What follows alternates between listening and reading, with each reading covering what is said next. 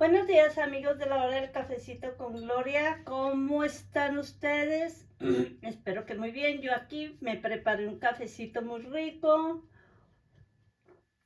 calientico, y vamos a filosofar con la película La Pasión, porque ahora que nos acerca la Semana Santa, me pareció como interesante. Además, esta película me encanta. Y el subtítulo está así. Y vi la película y acompañé la pasión.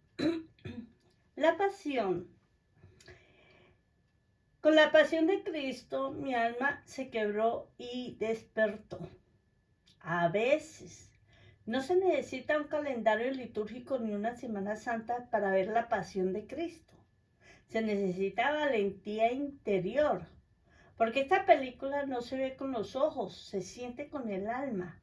Y la primera vez que la vi, no salí igual.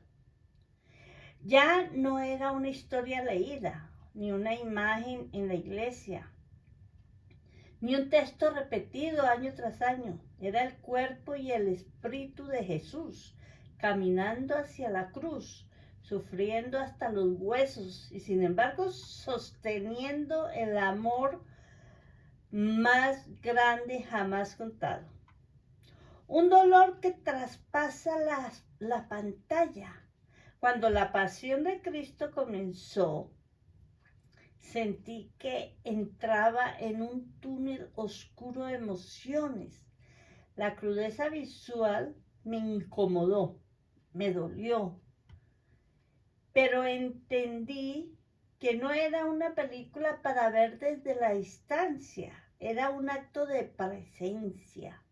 Una invitación a acompañar a Jesús en su último día como hombre, como hermano, como hijo, como amigo, como Dios hecho carne. No puedo olvidar el momento del huerto de los olivos, ni el peso de la cruz, ni los azotes interminables. Cada golpe era una pregunta. ¿Hasta dónde puede llegar el amor? Lo que me marcó como creyente. La película no suaviza la historia, no maquilla la violencia, ni el abandono, ni la crueldad. Y eso me confrontó, porque muchas veces yo también me alejo del sufrimiento, de mi propio dolor, del dolor ajeno. Pero la pasión de Cristo me hizo mirar de frente. Me recordó que el amor verdadero no huye del dolor, lo abraza, lo transforma y lo trasciende. Y ahí, en medio de la sangre, la tierra, los clavos, comprendí algo que aún me cuesta decir sin quebrarme. Jesús no murió por mí, Jesús murió conmigo, con mis culpas, con mis cargas, con mis dudas, con mi historia. Voy a hacer una pequeña narración de la película La Pasión de Cristo. Vamos a disfrutar un poquito de café. La Pasión de Cristo es una película profundamente intensa que nos lleva a vivir las últimas horas, las 12 horas de la vida de Jesús de Nazaret. Desde su oración en el huerto de los olivos hasta su crucifixión en el monte Gólgota. La historia comienza en la oscuridad de la noche. Jesús, sabiendo lo que le espera, ora con angustia mientras sus discípulos duermen. La traición de Judas no tarda y con un beso lo entrega a los soldados. A partir de ahí comienza un camino desgarrador. Es arrestado, humillado, azotado brutalmente y llevado ante los líderes religiosos que lo acusan de blasfemia.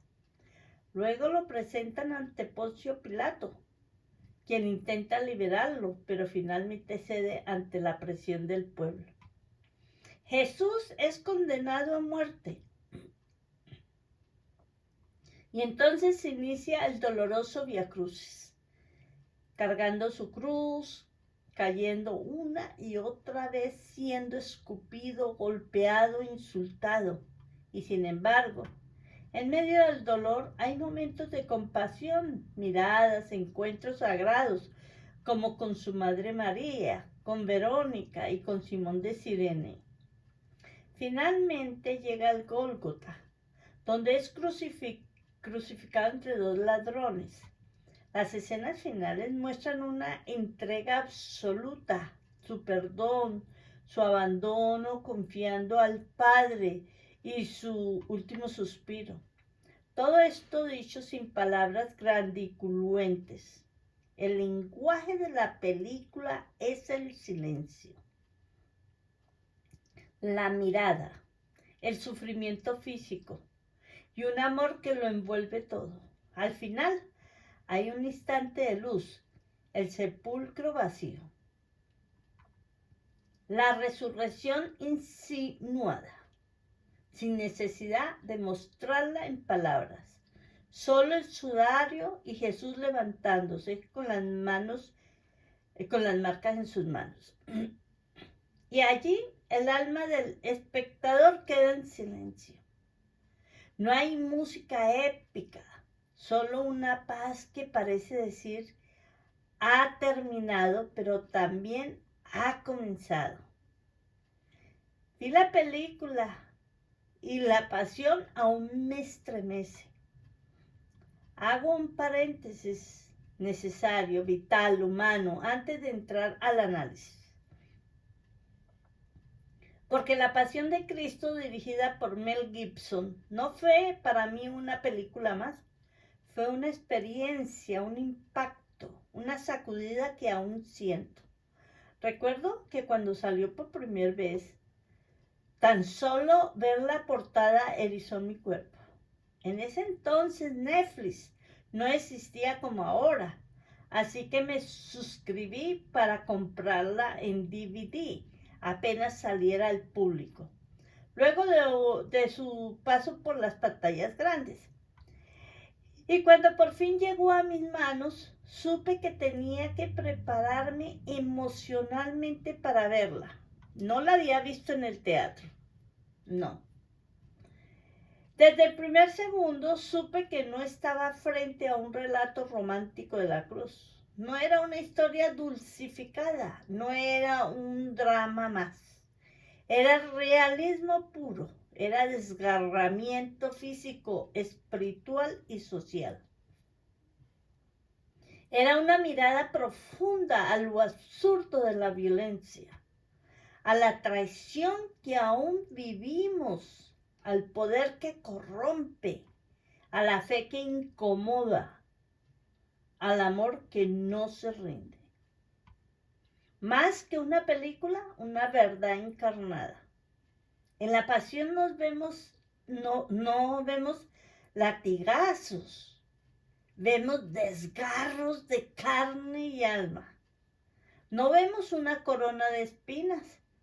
Vemos la humillación más brutal que un hombre puede soportar. No vemos una ejecución religiosa. Vemos una máquina de poder que aplasta lo que no puede controlar. No vemos la negación de un Dios. Vemos el temor del sistema ante un hombre libre y que vino a hablar de amor y verdad. Verla hoy una y otra vez desde múltiples perspectivas. Años después sigo viéndola una y otra vez, siempre desde un nuevo ángulo. Desde lo espiritual, desde lo social, desde lo humano, desde lo que aún no logramos como sociedad. Porque La Pasión no habla solo del pasado. Nos recuerda que hoy seguimos crucificando lo que no entendemos, seguimos golpeando lo diferente, seguimos temiendo al amor radical y desinteresado. Y lo que sigue, vamos a disfrutar de un cafecito.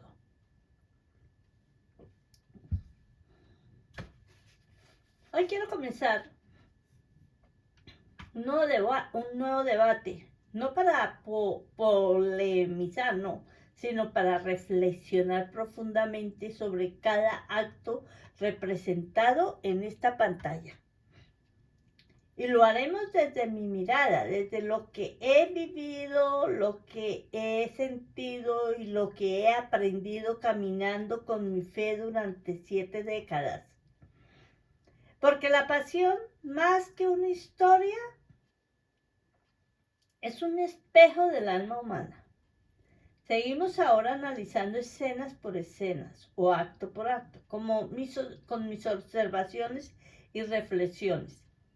La traición, Judas y los líderes religiosos. El juicio, la política del poder. El castigo, la deshumanización. La cruz, el sufrimiento redentor. El perdón, la cima espiritual.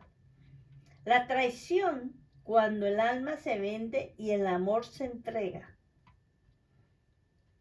La traición fue la herida que aún duele. Todo comienza en la oscuridad. No es solo la noche física, es la oscuridad del alma. Jesús está orando en el huerto de los olivos. Su sudor se mezcla con su angustia. Sabe lo que viene, no lo desea, no lo esquiva. Solo pide al Padre que, si es posible, lo libre, pero si no, que se haga su voluntad. Y ahí está Judas. No entra gritando, no entra con odio, entra con un beso. Y ese gesto, que debería ser ternura, se vuelve traición. Y el corazón se encoge. Mi reflexión espiritual. Traicionar no siempre es con puñales. A veces es con silencios, con abandono, con conveniencia. Judas no era un extraño, era uno de los 12, uno que comió con él, con Jesús, que caminó con él, que fue llamado amigo. Y eso es lo que más duele en la vida, que quien te conoce te venda. Que quien te abraza te entregue. Que quien te sigue te hiera. La traición de Judas no es solo un episodio bíblico, es un acto que seguimos viviendo hoy. En amistades rotas, en familias divididas, en la política, en la fe, en las relaciones humanas donde el dinero, el miedo o el ego pesa más que la verdad. Vamos a disfrutar de otro poquito de café.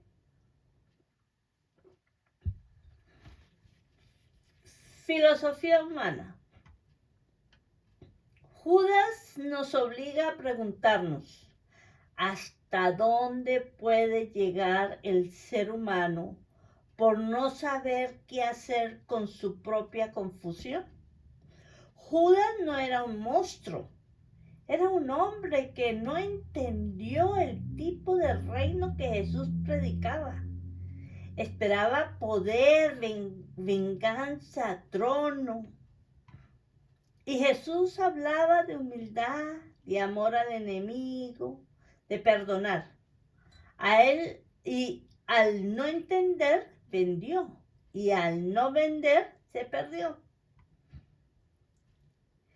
En la mirada social, hoy, la traición sigue activa. En los sistemas que traicionan al pueblo. En las instituciones que protegen al poder y olvidan a los justos. En los momentos en que se elige la comodidad antes que la conciencia. Jesús, desde su mirada serena, no maldice a Judas, lo deja actuar y aún lo llama amigo. Y ahí está el mensaje más fuerte. Ser traicionado no te quita dignidad. Responder con amor es el acto más revolucionario. El juicio. Cuando la verdad incomoda al poder. Vi la película y sentí el peso de un juicio que aún se repite. Después de la traición, Jesús es arrestado y llevado ante los sumos sacerdotes. Los rostros son duros.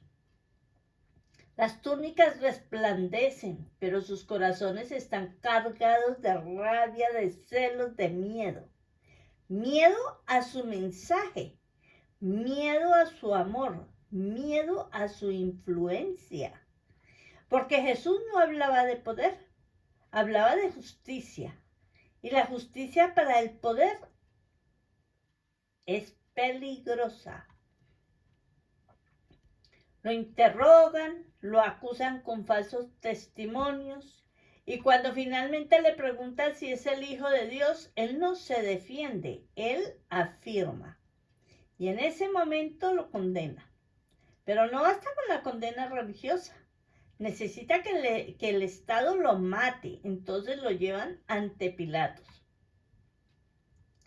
El juicio de Jesús no fue un juicio a un crimen, sino a una conciencia, a una verdad que no podía ser controlada, a una luz que revelaba las tinieblas de la religión institucionalizada y del poder político.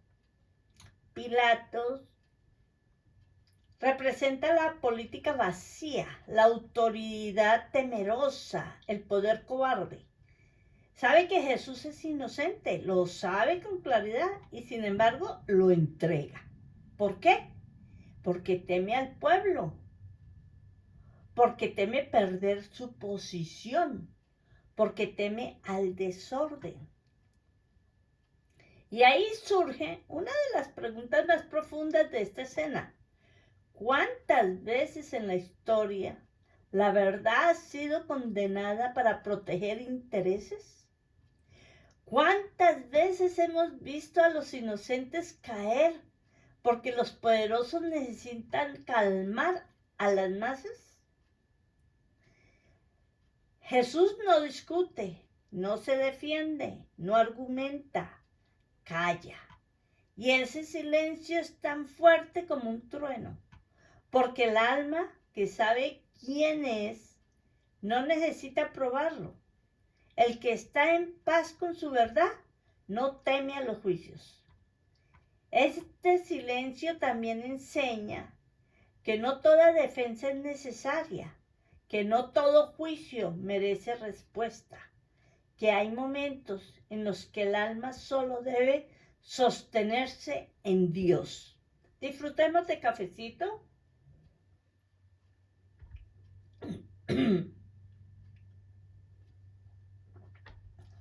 En una mirada social, este juicio sigue corriendo hoy, en las cortes, en los medios, en las redes, en los hogares. El juicio a quienes piensan distinto. El juicio a quienes no encajan. El juicio a los que aman de forma que no todos comprenden. Jesús representa a todo aquel que ha sido acusado por ser libre, por ser justo, por decir la verdad sin temor. Pilato se lava las manos y esa escena, esa imagen, es el símbolo más brutal de una sociedad que prefiere la comodidad antes que la conciencia. Y usted que está leyendo junto a mí, ¿cuántas veces hemos sido testigos de un juicio injusto? ¿Alguna vez hemos sido Pilato, lavándonos las manos? ¿Alguna vez hemos sido Jesús, sosteniendo la verdad con el alma desnuda? La flagelación, el cuerpo como testigo del odio y del amor. Y vi la película y sentí que no eran latigazos, eran desgarros del alma. Jesús está de pie, amarrado a una columna. El silencio del recinto se rompe con el sonido seco del látigo. Pero no es un látigo cualquiera. Es uno que arranca la piel, que se incrusta, que castiga más allá del cuerpo. Y cada golpe es una humillación, un desprecio, una descarga de odio. Los soldados no solo cumplen una orden, se burlan, gozan del castigo. El cuerpo de Jesús se va abriendo como un sacrificio. No gritan, no maldicen, no piden piedad. Y en ese momento la cámara no solo muestra sangre, muestra el horror de la humanidad cuando olvida su alma. En una filosofía del cuerpo, en esa escena, el cuerpo de Jesús ya no es solo cuerpo humano, es símbolo, es terror, es altar. Cada latigazo representa lo que la humanidad le hace al inocente, al débil, al justo. Y me pregunto, ¿qué clase de poder necesita destruir el cuerpo para silenciar el espíritu? ¿Por qué hay sociedades que solo se sienten fuertes cuando humillan? Esta escena no es solo de la época romana. Es la historia repetida en cada tortura, en cada esclavitud, en cada mujer golpeada, en cada niño maltratado, en cada inocente asesinado. Si miramos socialmente la violencia como espectáculo, lo más cruel de esta escena no es solo el castigo, es la participación social, las risas, las apuestas, las miradas que disfrutan. Y no puedo evitar pensar, ¿no seguimos haciendo lo mismo hoy con los linchamientos públicos, los scratches en redes, las humillaciones colectivas disfrazadas de justicia social? ¿No seguimos consumiendo dolor como entretenimiento? Jesús, desnudo y sangrante, se convierte en el espejo de todas las víctimas. Y en medio de su brutalidad, su rostro sigue amando. En mi reflexión espiritual, esta escena fue para mí la más difícil, porque el dolor físico es abrumador, pero aún más ver que Jesús no responde con odio. Su entrega no es solo a Dios, es también para los hombres. Es como si dijera en silencio, no importa lo que me hagan, yo sigo creyendo en ti. Gracias. Porque mi amor no depende de tu bondad, mi amor es más fuerte que tu violencia. Y ahí entendí algo profundo. El amor más poderoso es el que no se retira, incluso cuando es herido. Recordemos que no fueron los látigos, fue la indiferencia, no fue la sangre, fue la burla. Y aún así, él amó. El camino al Gólgota, cuando el dolor se vuelve camino y la cruz destino. Vi la película y la cruz no era solo madera, era el peso del mundo. Jesús, después del brutal desgarramiento, es presentado ante la multitud, humillado, sangrante, débil, pero aún de pie. Y entonces le imponen la cruz. No le preguntan si puede, no le dan descanso. Simplemente le cargan el instrumento de su muerte sobre los hombros rotos. Y comienza el camino. No es una marcha heroica, es una caminata tambaleante. Jesús cae, se levanta, vuelve a caer. La tierra lo recibe como madre, el cielo lo observa en silencio. La espiritualidad del camino. Cada paso es un acto de voluntad. No camina por obligación, camina por amor. Camina por los que le aman y también por los que le escupen. Camina por mí, por ti, por todos los que hemos sentido alguna vez que el peso de la vida nos dobla. Y ahí la cruz deja de ser símbolo de castigo, se convierte en puente, en altar, en testigo del amor más incondicional. Las miradas, cuando el alma se encuentra dentro del camino Jesús, se encuentra con su madre, la Virgen María. No se dicen palabras, no se necesita. Se miran, se reconocen, se sostienen. También aparece Verónica, una mujer valiente que se atreve a limpiar su rostro. Y Simón de Cirene, un extraño que se ve forzado a ayudarle y termina transformado por esa cercanía. Estas figuras representan la compasión en medio del caos, porque incluso en el sufrimiento externo, la bondad se abre paso. Vamos a filosofar sobre el sufrimiento compartido y vamos a disfrutar de un cafecito.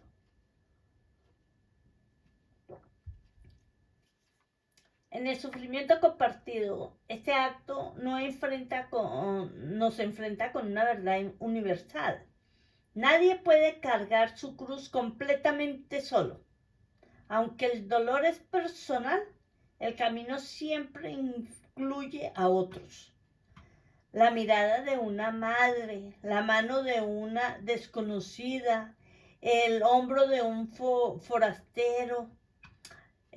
Todos somos parte del dolor del otro y todos podemos ser bálsamo, aunque sea por un instante. Hoy seguimos viendo a muchos cargar cruces invisibles, cruces de pobreza, cruces de enfermedades, cruces de soledad, cruces de discriminación, cruces de abuso. Y muchas veces, como los soldados del relato, los empujamos a seguir como si no doliera. Este acto nos grita: detente, mira, ayuda, camina junto a los que ya no pueden más, pero recordemos, ayúdate que yo te ayudaré. En mi reflexión personal, cuando vi esta escena, no vi solo a Jesús caminando, vi también mis propias caídas, mis dolores, mis pérdidas, mis silencios. Y sentí esa cruz que Él cargaba. También llevaba mis heridas, mis errores, mis batallas. Y al verlo levantarse una y otra vez entendí, el verdadero milagro no fue que muriera, fue que siguiera caminando. Les quiero leer un breve pensamiento de esperanza que escribí. Señor, cuando mi cruz pese, recuérdame tu camino. Cuando caiga, recuérdame tu mirada. Y cuando ya no pueda más, envíame un Simón, una Verónica, una madre que me sostengan con amor. La crucifixión, el dolor extremo y el perdón supremo. Vi la película y sentí que el amor no muere crucificado. Jesús llega al Gólgota. Las piedras calientes, el polvo, los gritos, el sudor, todo es hostil. Todo huele a muerte. El cuerpo de Jesús ya no puede más, pero el alma aún sostiene el amor. Lo tienden sobre la cruz como a un criminal. Clavan sus manos, clavan sus pies y no hay una sola queja. En su rostro no hay odio, ni siquiera temor.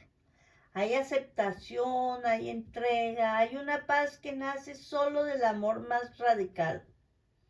El cuerpo crucificado, la dignidad en medio del horror.